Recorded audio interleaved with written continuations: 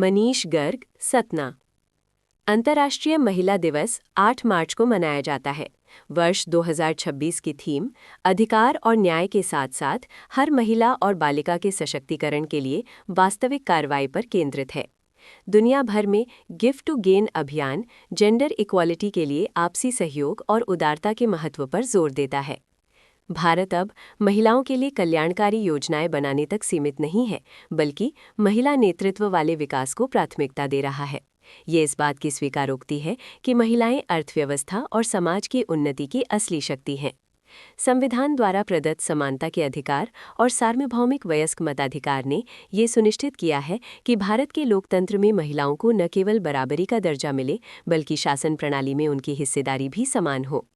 शिक्षा, स्वास्थ्य, वित्तीय समावेशन और सुरक्षा के क्षेत्रों में सरकार की विभिन्न पहलें महिला सशक्तिकरण के लिए एक मजबूत इकोसिस्टम का निर्माण कर रही हैं।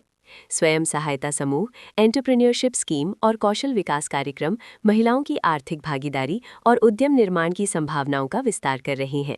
इस विषय में घर को संभालने वाली श्रीमती सुधा प्रजापति जी। अंतर्राष्ट्रीय महिला दिवस पर देश की सभी बहनों को, बेटियों को हार्दिक बधाई, शुभकामनाएं। लेकिन एक ही दिन बहन और बेटियों का क्यों हो? हर दिन बेटी और बहन का ही होना चाहिए, क्योंकि बहनें हैं तो कल है, बेटियां हैं तो कल है। और हर दिन बेटी और बहनों का हो, इसके लिए प्रधानमंत्री श्रीमान नरेंद्र मोदी जी के नेतृत्व में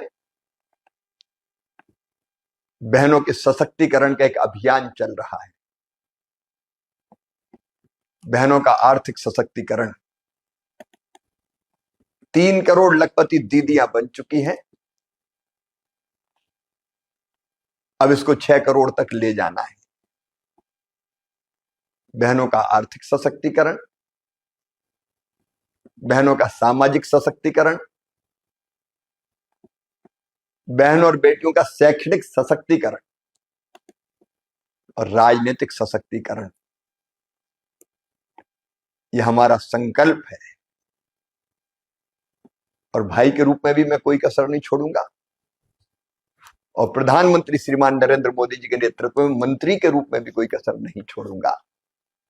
नारी तू नारायणी। मेरा नाम सुधा प्रजापति है। मैं डॉक्टर मनोज प्रजापति, जो शासकीय चिकित्सक में एमडी मेडिसिन में पदस्थ हैं जी। और मेरी पढ़ाई में मैंने बीएड किया है, एमएससी केमिस्ट्री से है, और अभी रिसेंटली मैंने डी फार्मेसी किया है जी। जैसा कि आज हम सब जानते हैं कि आज हम यहाँ सभी अंतर्राष्ट्रीय महिला दिवस मनाने के लिए एकत्रित हुए हैं।